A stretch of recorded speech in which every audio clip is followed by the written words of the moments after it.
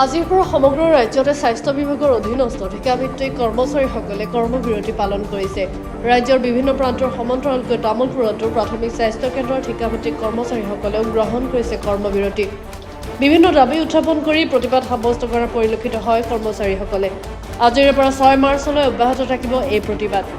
চাকৰি নিয়মীয়াকৰণ, সমকামৰ সমদৰমহা, সপ্তম দৰমহা আয়োগৰ দৰমহা সুৰক্ষা বিচাৰি এনেদৰে NHM কৰ্মচাৰীসকলে কৰ্মবিৰতি পালন কৰি গৈছে সমগ্ৰ অসমৰ লগতে তামুলপুৰতো।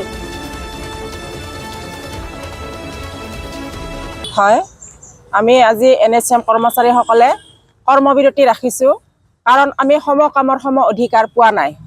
আমি 2005 চনৰ পৰা আমি ইয়াত কাম কৰি আছোঁ। আমি দুজনীকৈ ধৰক কৰ্মচাৰী কাম কৰোঁ একে ঠাইতে একে সময়তে। ৰেগুলাৰজনীয়ে ইমানখিনি পায়, কিন্তু আমি তাৰে আধাও নাপাওঁ। আমাৰ কি সপোন নাই নেকি? আমাৰোতো এটা সপোন আছে, আমাৰ ল'ৰা ছোৱালীৰ ভৱিষ্যত আছে। আমাৰো প্ৰাইভেট স্কুলত পঢ়াব ইচ্ছা যায়, ভাল খুৱাব পিন্ধাব ইচ্ছা যায়, কিন্তু আমাৰ যিখিনি আমি দৰমহা পাওঁ আমাৰ গাড়ী ভাড়াতে গুচি যায়। আৰু এনেকুৱা হ'লে আমাৰ নচলিব। আমাকো সমকামৰ সম অধিকাৰ দিয়াটো প্ৰয়োজনীয় বুলি আমি ভাবোঁ। কাৰণ আমি কৰ্মবিৰতি 3, 4, 5, 6 এই 3 দিন একেৰাহে আমি কৰিম। আৰু যদি এই 3 দিনৰ ভিতৰত কোনো আমি ৰিজাল্ট নাপাওঁ, তেতিয়াহ'লে আমি জংকী আন্দোলন কৰিবলৈ বাধ্য হৈ যাম। হয়, আমি আজি NHM কৰ্মচাৰীসকলে কৰ্মবিৰতি ৰাখিছোঁ, কাৰণ আমি সমকামৰ সম অধিকাৰ পোৱা নাই। আমি 2005 চনৰ পৰা আমি ইয়াত কাম কৰি আছোঁ। আমি দুজনীকৈ ধৰক কৰ্মচাৰী কাম কৰোঁ একে ঠাইতে একে সময়তে। ৰেগুলাৰজনীয়ে ইমানখিনি পায়, কিন্তু আমি তাৰে আধাও নাপাওঁ। আমাৰ কি সপোন নাই নেকি?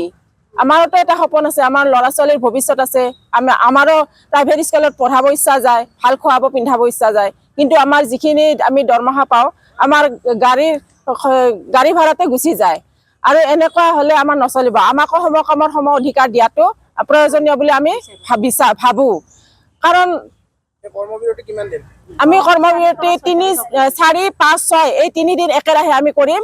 আৰু যদি এই 3 দিনৰ ভিতৰত কোনো আমি ৰিজাল্ট নাপাওঁ, তেতিয়াহ'লে আমি জংকী আন্দোলন কৰিবলৈ বাধ্য হৈ যাম। আমি NHM সন্থাই আজি আমি 4 তাৰিখৰ পৰা 6 তাৰিখলৈ আমি কৰ্মবিৰতি অনুষ্ঠান কৰিছোঁ, যাতে আমাৰ দাবীসমূহ চৰকাৰে মানি লয়। আৰু আমি আজি প্ৰায় 15-20 বছৰলৈ 20 বছৰ ধৰি আমি NHM কাম কৰি আছোঁ, কিন্তু আমাৰ লগৰ এজনে যিখিনি কাম কৰে আমি সেই একেই কাম কৰি আছোঁ, কিন্তু আমাৰ প্ৰাপ্যখিনি আমি বঞ্চিত হৈ আছোঁ।